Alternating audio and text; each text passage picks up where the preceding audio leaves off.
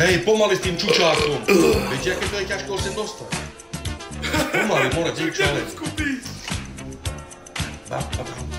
Tuči, prepáč, ja musím ísť preč. Ja takisto, čau. A ja, Tuči, prepáč. Čo robíte, more, prečo ste to vypli?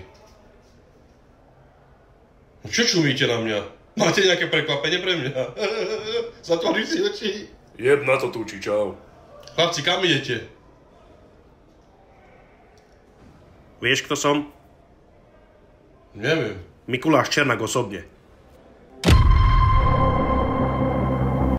Teraz čo som mal posrať, alebo čo? Prečo si ma nepozval?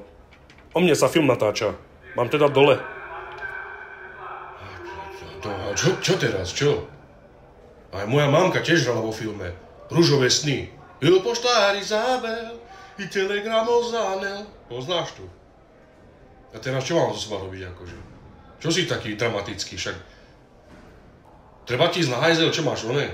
Pokazený hajzel, chod tam, no kľudne. Prečo si ma nepozval? Bože. Stráž! Stráž! Nikto mi neposlal predvolanku domov, nikto ma nevyzval, že sa mám dostaviť.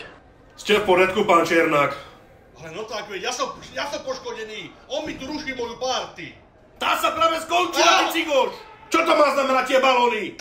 O a Krista. Kebyže ma pozveš, tak to pokračuje ďalej.